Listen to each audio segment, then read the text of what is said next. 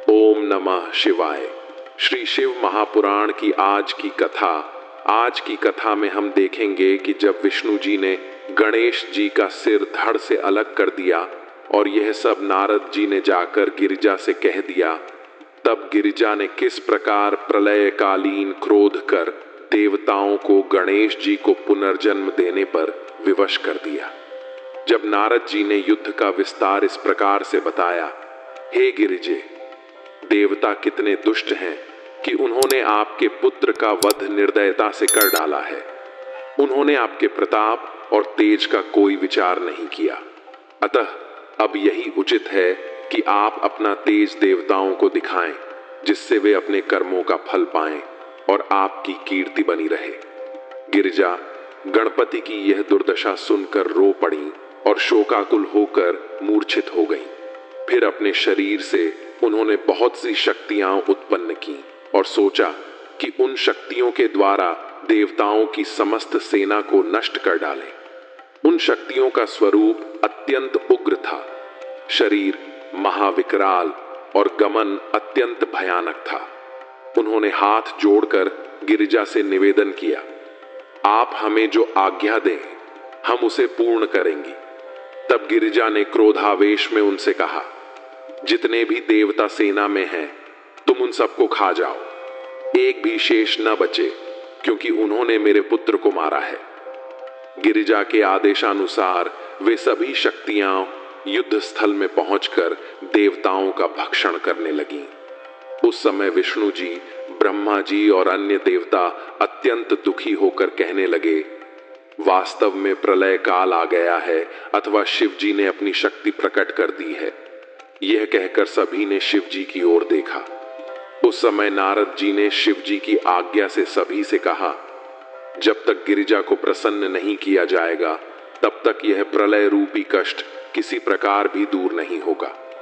यह सुनकर ब्रह्मा तथा अन्य देवता गिरिजा के पास गए और हाथ जोड़कर मस्तक झुका स्तुति करने लगे। उन्होंने निवेदन किया, हे गिरिजे, वास्तव में हम सभी अपराधी हैं, अब आप हमें क्षमा करें। गिरिजा ने उत्तर दिया, हे देवताओं, यदि मेरा पुत्र पुनः जीवित हो जाए और समस्त देवता पहले उसकी पूजा करें, तभी यह प्रलय रुकेगा। यह सुनकर देवताओं ने यह समाचार शिव जी से जाकर कहा। शिव जी ने गणपति के शरीर को शुद्ध किया और कहा, उत्तर दिशा की ओर जाओ और जो प्राणी सर्वप्रथम मिले उसका सिर काटकर गणपति के धड़ से जोड़ दो, तभी वह जीवित हो सकेगा। शिव जी की आज्ञा अनुसार विष्णु जी प्रशुल्क नदी के वन में गए। वहां उन्होंने एक हाथी को उसके बच्चे सहित हथिनी के साथ सोते हुए देखा। उन्होंने तुरंत हाथी के बच्चे का सिर काट लिया और उसे अपने गरुड़ पर रखकर चलने लगे। उसी समय हथिनी जाग उठी। उसने विष्णु जी की स्तुति की, जिससे प्रसन्न होकर विष्णु जी ने दूसरा सिर उत्पन्न किया और हाथी के धड़ से जोड़ दिया। तब वह हाथी पुनः जीवित हो गया। विष्णु जी ने उसे आशीर्वाद दिया, तुम एक कल्प तक जीवित रहोगे। इसके पश्चात विष्णु जी हाथी का सिर लेकर शिव जी के पास पहुंचे और उसे गणपति के धड़ से जोड़ दिया। शिव जी ने प्रसन्न होकर उन्हें जीवन दान दिया। इस प्रकार सभी दुख दूर हुए और सभी को आनंद प्राप्त हुआ।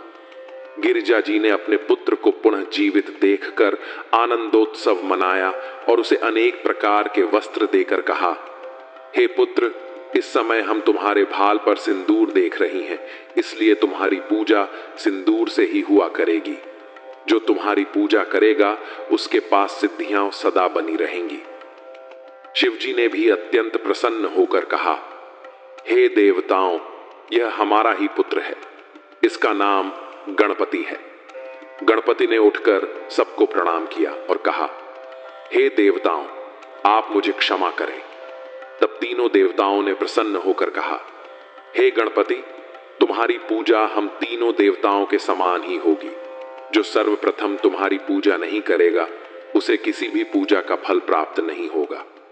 यह कहकर सभी ने प्रथम गणपति की पूजा की और प्रणाम कर यह वरदान दिया, तुम भाद्रपद कृष्ण चतुर्थी को उत्पन्न हुए हो, इसलिए तुम्हारा व्रत चौथ को होगा। तुम्हारा व्रत करने वाले भक्त सदा सुखी और प्रसन्न रहेंगे। सभी को तुम्हारी सेवा से आनंद प्राप्त होगा और तुम्हारी पूजा अवश्य करनी चाहिए। ओम नमः शिवाय। श्री शिव महापुराण की कथा में स्कंद तथा गणपति की परिक्रमा, विवाह और कार्तिकेय का कैलाश त्याग। श्री शिव महापुराण की कथा में स्कंद तथा गणपति का यह चरित्र सुनने एवं कहने से समस्त पाप नष्ट हो जाते हैं। आज की कथा में हम देखेंगे कि जब शिव जी के दोनों पुत्र अर्थात कार्तिकेय और गणेश जी की संसार की परिक्रमा की प्रतियोगिता हुई, तत्पश्चात गणेश जी का विवाह हुआ और कार्तिकेय रुष्ट होकर हमेशा के लिए कैलाश छोड़कर चले गए। गिरिजा के दोनों पुत्र स्कंद तथा गणपति नित्य प्रातःकाल उठकर शिव जी तथा गिरिजा को प्रणाम करते थे। दोनों भाइयों का प्रेम प्रतिदिन बढ़ता जा रहा था। एक दिन शिव जी ने गिरिजा से कहा, हे गिरिजा, अब हमारी यह प्रबल इच्छा है कि हमारे पुत्रों का विवाह कर दिया जाए। हमें स्कंद और गणपति दोनों समान रूप से प्रिय हैं। अस्तु, पहले किसका विवाह करें? ये सुनकर स्कंद और गणपति आपस में झगड़ने लगे। स्कंद बोले, पहले मेरा विवाह होना चाहिए, और गणपति ने कहा, नहीं, पहले मेरा। ये देखकर शिव जी और गिरिजा ने दोनों को बुलाकर कहा, हम तुमसे प्रतिज्ञा करते हैं कि तुम दोनों में से जो सर्वप्रथम संपूर्ण पृथ्वी की परिक्रमा करके लौटेगा, उसी का विवाह पहले किया जाएगा। यह सुनकर दोनों भाई परिक्रमा के लिए निकल पड़े। परंतु गणपति ने मन में सोचा, मुझ में इतनी शक्ति नहीं कि मैं पूरी पृथ्वी की शीघ्र परिक्रमा कर सकूं, तो क्या करूं? तभी उन्हें एक युक्ति सूझी। वे स्नान कर माता पिता के समक्ष खड़े हुए और निवेदन किया, हम आपकी पूजा करना चाहते हैं, कृपया पूजन के आसन पर विराजिए। शिव जी और गिरिजा आसन पर बैठ गए। तब गणपति ने उनकी परिक्रमा की और यथाविधि पूजा की। माता पिता ने कहा, हे गणपति, स्कंद तो संसार की परिक्रमा के लिए जा चुके हैं, अब तुम भी जाओ। गणपति ने विनय पूर्वक कहा, हे माता पिता, क्या मैंने पृथ्वी की परिक्रमा नहीं की? आप धर्म मूर्ति होकर ऐसा क्यों कहते हैं? शिव और गिरिजा ने आश्चर्य से पूछा, हे गणपति, तुम संसार की परिक्रमा कब कराए? गणपति ने उत्तर दिया, आप दोनों को वेद त्रिभुवन का रूप मानते हैं। मैंने आपकी परिक्रमा कर ली, अर्थात तीनों लोकों की भी कर ली। वेदों में लिखा है, जो मनुष्य माता या पिता की परिक्रमा करता है, उसे संसार भर की परिक्रमा का फल प्राप्त होता है। पुत्र के लिए माता पिता के चरण ही सबसे बड़े तीर्थ हैं। अब या तो आप वेद के मार्ग को त्याग दें, अन्यथा मेरा विवाह करें।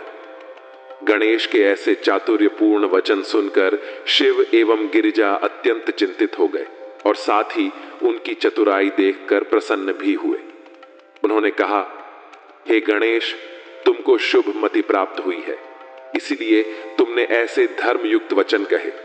तुम्हारा यह कथन वेद पुराण एवं शास्त्रों के अनुसार सत्य और प्रामाणिक माना जाएगा, अतः हम तुम्हारा विवाह पहले करेंगे।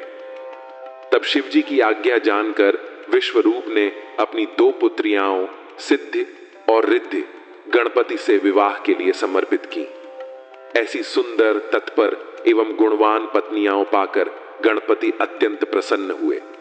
कुछ समय पश्चात गणपति से दो पुत्र उत्पन्न हुए, सिद्धि से क्षेम और रिद्धि से लाभ। समस्त संसार में उनके समान कोई पंडित या कलाकार नहीं हुआ। इसी समय स्कंद संपूर्ण पृथ्वी की परिक्रमा पूरी करके लौट आए। तब नारद ने स्कंद को भड़काते हुए कहा, हे स्कंद, तुम्हारे माता पिता ने तुम्हें बहकाकर तुम्हारे पीछे गणपति का विवाह कर दिया। गणपति के दो पुत्र भी हो गए। मेरे मत में यह अनुचित है। जो माता पिता अपने ही पुत्र को धोखा दें, विष दें या उसका अधिकार छीन लें, उस पुत्र को फिर ऐसे माता पिता का मुंह नहीं देखना चाहिए। इस प्रकार की बातों से नारद का तेज क्षीण हो गया। स्कंद अपने माता पिता के पास गए। स्तुति के पश्चात वे अत्यंत दुखी होकर क्रौंच पर्वत पर चले गए। यद्यपि माता पिता ने उन्हें रोकने का बहुत प्रयास किया, पर स्कंद नहीं माने। शिव जी के चरित्र अत्यंत आश्चर्यजनक हैं, जिन्हें कोई जान नहीं पाता। जब से स्कंद क्रौंच पर्वत पर स्थित हुए, वहां की दशा ही बदल गई। वह पर्वत यश में वृद्धि करने वाला, पापों को नष्ट करने वाला तथा अत्यंत आनंददायक बन गया। स्कंद जी आज भी वहीं वास करते हैं। उनके दर्शन से समस्त पाप नष्ट हो जाते हैं। प्रत्येक पूर्णिमा को समस्त देवता एवं मुनि वहां जाकर स्कंद जी के दर्शन कर कृतार्थ होते हैं। जो कोई उस दिन मल्लिकार्जुन के दर्शन करता है, उसके सभी पाप नष्ट हो जाते हैं। यद्यपि शिव एवं गिरिजा ने कई बार क्रौंच पर्वत जाकर स्कंद को मनाने का प्रयास किया, पर स्कंद वहां से लौटकर नहीं आए, बल्कि उन्होंने शिव जी के आने का समाचार सुनते ही वहां से 3 योजन दूर जाकर वास करना आरंभ कर दिया। शिव जी आज भी प्रत्येक पूर्णिमा को वहां जाते हैं। स्कंद तथा गणपति का यह चरित्र सुनने एवं कहने से समस्त पाप नष्ट हो जाते हैं। मल्लिकार्जुन स्थान का यश वेद गाते हैं।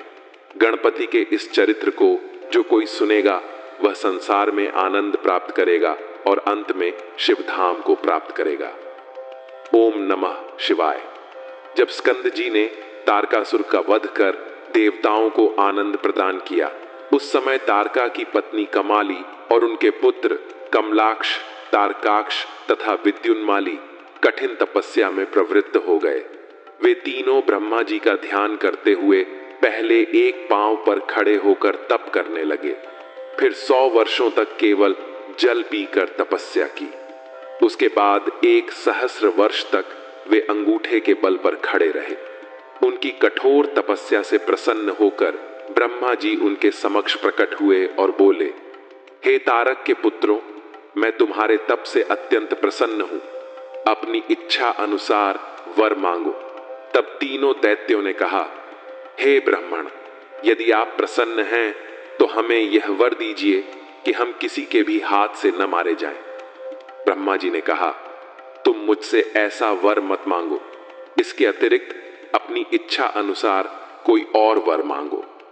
यह सुनकर तीनों दैत्य पुत्रों ने विचार कर कहा, यदि आपकी यही इच्छा है तो इसी स्थान पर एक नगर की स्थापना हो, जहां आपकी मूर्ति स्थित हो। इसके अतिरिक्त हम तीनों के लिए अलग अलग नगर बने, जो एक दूसरे से 1-1 सहस्त्र कोस की दूरी पर हों। वे नगर हर प्रकार से समान हों, और जो कोई उन तीनों नगरों को एक ही बाण से नष्ट कर सके, वही हमारा वध कर सके। ब्रह्मा जी ने उनकी बात सुनकर कहा, तथास्तु, तुम्हारी इच्छा अनुसार ही होगा। फिर उन्होंने दैत्य वास्तुकार मैदानव को बुलाया और तीनों नगर निर्माण करने की आज्ञा दी। मैदानव ने तीनों नगरों का निर्माण किया। प्रत्येक नगर 30 योजन बड़ा था और उनमें स्वर्ग से भी अधिक सुख सुविधाएं थीं। ब्रह्मा जी ने तीनों भाइयों को क्रम से तीनों नगर दे दिए। वे तीनों दैत्य अपने अपने नगर में आनंद पूर्वक रहने लगे। पास असंख्य सेनाएं थीं। प्रत्येक के घर में शिवालय बने थे, जिनमें सभी शिव जी की पूजा करते थे। नियम यह था कि कोई व्यक्ति शिव पूजा किए बिना भोजन नहीं कर सकता था। उन तीनों दैत्यों ने घोषणा करवा दी थी कि नगर का प्रत्येक व्यक्ति नित्य नियम से शिव जी की पूजा करे। उन नगरों में कभी भी वेद पुराण के मत के प्रतिकूल या धर्म विरुद्ध कोई कार्य नहीं होता था। ब्राह्मण दिन रात शिव जी का जप करते थे। जब उन दैत्यों का तेज बढ़ने लगा, तब देवता घबरा गए। ऐसा प्रतीत हुआ मानो उनके शरीरों में अग्नि लग गई हो। वे सभी ब्रह्मा जी की शरण में आए और बोले, हे ब्राह्मण, अब त्रिपुर के दैत्यों के तेज से हम सब देवता जल रहे हैं।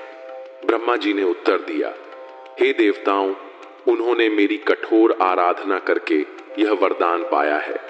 वे वेद के विरुद्ध कोई कार्य नहीं कर रहे हैं। वे शिव जी के भक्त हैं और उनकी कृपा से उन्हें सभी सुख प्राप्त हो रहे हैं। शिव जी के भक्तों पर कोई शस्त्र प्रभाव नहीं डाल सकता।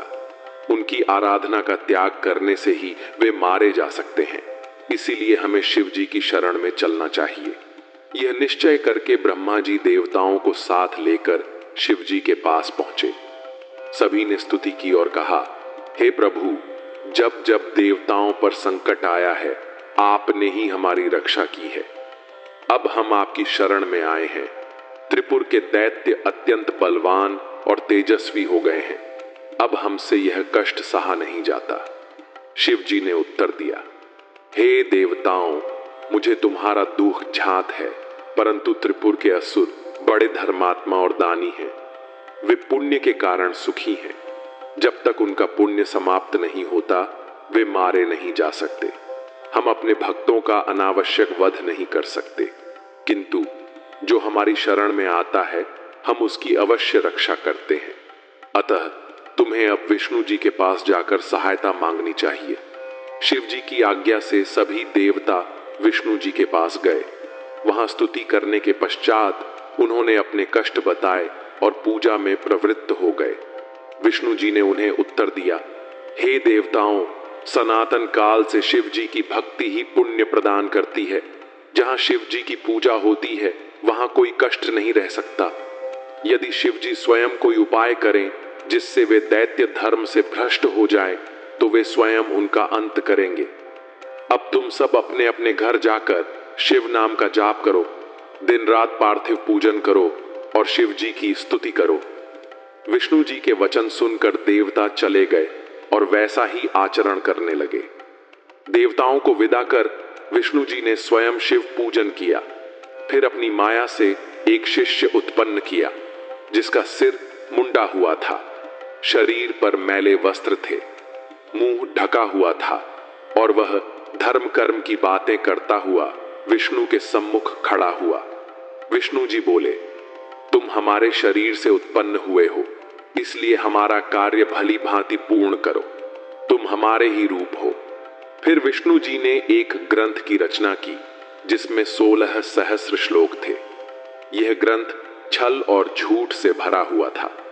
उसमें कोई सच्चा धर्म नहीं लिखा था।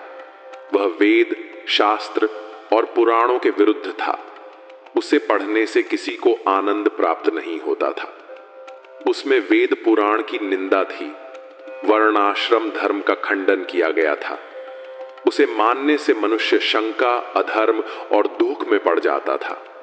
वह सीधे नरक की ओर ले जाने वाला मार्ग था। विष्णु जी ने वह ग्रंथ अपने शिष्य को देकर कहा, तुम त्रिपुर में जाकर सबको यह ग्रंथ पढ़ाओ। वहां के निवासी वेद पुराणानुसार चलते हैं। उन्हें इस मत का उपदेश दो, जिससे वे धर्म से भ्रष्ट हो जाएं और शिव पूजन छोड़ दें। फिर शिव जी स्वयं उनका वध कर देंगे।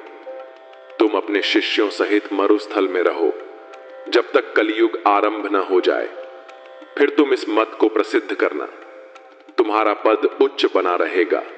मेरा एक नाम अर्हण है, उसका स्मरण करते रहना। फिर तुम्हें कोई भय नहीं होगा। विष्णु जी की आज्ञा पाकर मुंडी अपने शिष्यों सहित त्रिपुर पहुंचा। वहां उसने अनेक चमत्कार दिखाए और धीरे धीरे बहुत से लोगों को अपना शिष्य बना लिया। ऐसा कोई नहीं बचा जो मुंडी के पास जाकर बिना शिष्य बने अपने पुराने धर्म और विश्वास को लेकर घर लौटा हो। यहां तक कि नारद मुनि भी शिव जी की लीला से प्रेरित होकर मुंडी के शिष्य बन गए, क्योंकि उसी से देवताओं का कार्य सिद्ध होता प्रतीत हो रहा था। नारद ने त्रिपुरासुर के पास जाकर मुंडी की अत्यधिक प्रशंसा की। इससे त्रिपुरासुर भी मुंडी के प्रभाव में आ गए और उसके शिष्य बन गए। मुंडी ने त्रिपुरासुर से यह वचन ले लिया कि उसकी आज्ञा को कभी भी अस्वीकार नहीं किया जाएगा। जब यह वचन प्राप्त हो गया, तब मुंडी ने अपने मुख से वस्त्र हटाकर त्रिपुरासुर को दीक्षा दी और उसे एक विशेष मंत्र प्रदान किया। उसने त्रिपुरासुर को यह उपदेश दिया, समय आने पर सब कुछ अपने आप होता है। ब्रह्मा से लेकर घास तक सभी प्राणी मृत्यु के अधीन हैं। जीव ही ईश्वर है जो इस शरीर में विद्यमान है। ब्रह्मा, विष्णु और महेश ये सब भी अमर नहीं हैं। ये भी मृत्यु को प्राप्त होते हैं। इसलिए त्रिपुर, जान लो कि हम सभी समान हैं। जाति पाति ऊंच नीच केवल भ्रम है। वेद और शास्त्र झूठे हैं। सभी धर्मों में श्रेष्ठ धर्म है अहिंसा। किसी को दुख पहुंचाना सबसे बड़ा पाप है। दानों में 4 श्रेष्ठ दान हैं। रोगी को औषधि, भयभीत को अभय, भूखे को अन्न और विद्यार्थी को विद्या। स्वर्ग और नरक इसी जीवन में है। जहां आनंद है वहीं स्वर्ग है, और जहां दुख है वहीं नरक। वेदों की प्रवृत्ति और निवृत्ति मार्ग का अर्थ है किसी को दुख देना अधर्म है और दया करना धर्म है। यज्ञ में पशु हिंसा कर स्वर्ग पाने की कामना सबसे बड़ी मूर्खता है। त्रिपुरासुर को यह उपदेश अत्यंत प्रिय लगा और उसने वेद विरुद्ध नास्तिक मत को स्वीकार कर लिया। इस प्रकार त्रिपुर नगर में धर्म का पतन हो गया। लक्ष्मी जी उन लोगों से रुष्ट हो गईं और नगर में चारों ओर दरिद्रता फैल गई। त्रिपुरासुर और उसके भाइयों ने शिव जी की पूजा का त्याग कर दिया, जिससे वहां भारी उपद्रव उत्पन्न हो गया। यह देख देवता अत्यंत व्याकुल हुए और ब्रह्मा जी को साथ लेकर फिर से शिव जी की शरण में पहुंचे। उन्होंने स्तुति करते हुए कहा, हे प्रभु, त्रिपुरासुर और उसके अनुयायी अब धर्म से विमुख हो गए हैं, पापों में लिप्त हो चुके हैं और आपके पूजन को त्याग चुके हैं। कृपया अब उनका संहार करें। शिव जी ने उत्तर दिया, हे देवताओं, अब तुम चिंता मत करो, शीघ्र ही मैं तुम्हारे कष्टों का नाश करूंगा। यह कहकर शिव जी अंतर्धान हो गए। उसी समय गणों के राजा नंदी अपने अनेक गणों के साथ वहां आए। देवताओं ने उन्हें देखकर शुभ समझा और कहा, हे नंदी, कोई ऐसा उपाय करो जिससे त्रिपुरासुर के 3 नगर एकत्र होकर एक में मिल जाए। नंदी ने उत्तर दिया, शिवजी ने आज्ञा दी है कि तुरंत एक दिव्य रथ का निर्माण हो। सारथी, धनुष, बाण सभी तैयार करो। निश्चित रूप से शिवजी त्रिपुर का नाश करेंगे। नंदी यह कहकर अपने स्थान लौट गए। अब सभी देवता अत्यंत प्रसन्न हो गए। विष्णु तथा ब्रह्मा जी ने विश्वकर्मा से विनय पूर्वक कहा, हे विश्वकर्मा, आप शिवजी के लिए रथ बनाइए और धनुष तथा बाण भी तैयार कीजिए। विश्वकर्मा ने शिवजी का ध्यान किया और रथ निर्माण की युक्ति समझ गए। उन्होंने ऐसा रथ बनाया जिसका विस्तार मानो संपूर्ण सृष्टि के बराबर था। रथ का स्वरूप इस प्रकार था, सूर्य उसका दाहिना चक्र, चंद्रमा बायां चक्र, ऋतुएं, पर्वत, तिथियां, वर्ष आदि उसके खंड बने, चारों वेद उसके घोड़े बने, व्यास आदि आर्षि उन घोड़ों के सारथी बने, धर्म, कर्म, पुराण, न्याय शास्त्र रथ के मुख, आश्रम, वर्ण रथ के अंग, गंगा, यमुना आदि नदियां, चारों समुद्र, रथ के चारों ओर, लोकालोक पर्वत, उसकी सीढ़ियां, प्रणव, एयूएम चाबुक बना, हिमालय धनुष, विष्णु बाण बने। ब्रह्मा से लेकर सभी देवता उस रथ में विद्यमान हुए। इस प्रकार दिव्य रथ पूर्ण हो गया और उसे शिवजी के द्वार पर लाकर खड़ा किया गया। शिवजी बाहर आए और सभी देवताओं ने निवेदन किया, हे प्रभु, अब रथ पर आरूढ़ होइए और त्रिपुर का नाश करके तीनों लोकों को आनंद दीजिए। शिवजी ने पहले गणपति का पूजन किया, फिर रथ पर चढ़कर पृथ्वी और आकाश को कंपा देने वाले तेज के साथ चल पड़े। चारों ओर जय जयकार होने लगी। शिवजी अपनी सेना सहित देवताओं को आनंदित करते हुए प्रस्थान कर गए। उनके इस दिव्य एवं आश्चर्यजनक रूप से त्रिपुरासुर एकत्र हुए। तब शिवजी ने उचित समय जानकर अपने धनुष में विष्णुपति नामक अस्त्र रखा और अपने तेज को उसी अस्त्र में स्थापित कर दिया। धनुष और बाण दोनों तेजस्वी हो गए और समस्त सृष्टि में प्रकाश फैल गया। तब शिवजी ने उस समय मन में यह विचार किया कि मैं तीनों पुरों को जला दूं। उस समय विलंब हुआ जानकर विष्णु जी, ब्रह्मा जी तथा इंद्र ने उनकी बहुत प्रकार से विनती की।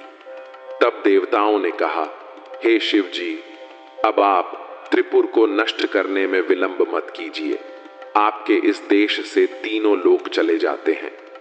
यह सुनकर शिवजी प्रसन्न हो उठे और तुरंत वही अस्त्र त्रिपुर को लक्ष्य करके छोड़ दिया। उस अस्त्र के छोड़ने से भीषण शब्द हुआ। ऐसा प्रतीत होता था जैसे प्रलय काल के बादल गरज रहे हों। उस अस्त्र में से निकली हुई अग्नि से तीनों लोक जलने लगे। धरती कांपने लगी, पर्वत जल उठे, नदियों का जल सूख गया। देपाल एवं भूम जो पृथ्वी का भार संभाले हुए थे बलहीन हो गए। बाण के पहुंचते ही वे तीनों पुर जलकर भस्म हो गए। तत्पश्चात वह बाण उन सबको जलाकर शिवजी के पास लौट आया। इस प्रकार बाण के उस भीषण प्रहार से त्रिपुर में कोई प्राणी जीवित न रहा। सब दैत्य शिवजी के हाथ से मरकर मुक्ति पा गए। वे सभी शिवजी के गण हो गए, क्योंकि उनमें भक्ति का बीज शेष था और भक्ति का बीज कभी नष्ट नहीं होता। उस समय शिवजी का स्वरूप ऐसा भयानक था कि जिसे देखकर प्रतीत होता था कि प्रलय होने में अब कोई देर नहीं है। ब्रह्मा जी तथा विष्णु जी उस महातेज के कारण शिवजी को अच्छी प्रकार देख नहीं सके। उन्होंने दूर से ही उनकी स्तुति की। सबसे पहले विष्णु जी ने शिवजी की स्तुति की तथा कहा, हे शिवजी, अब आप क्रोध को शांत करें। फिर ब्रह्मा जी ने भी उनकी स्तुति की। इसके पश्चात लोकपाल, देवता, सिद्ध, नाग, मुनि तथा वेदों ने अपनी अपनी स्तुति को युक्ति के अनुसार काव्य रूप में गाया। तब ऐसी अनेक प्रकार की स्तुतियां सुनकर शिवजी प्रसन्न हुए। इस प्रकार सबने शिवजी को प्रसन्न पाकर उनकी सेवा करनी प्रारंभ की। शिवजी अपने भक्तों की पुकार को कभी अनसुना नहीं करते और जो भी उनकी शरण में जाता है उसकी सब प्रकार से रक्षा करते हैं। ओम नमः शिवाय।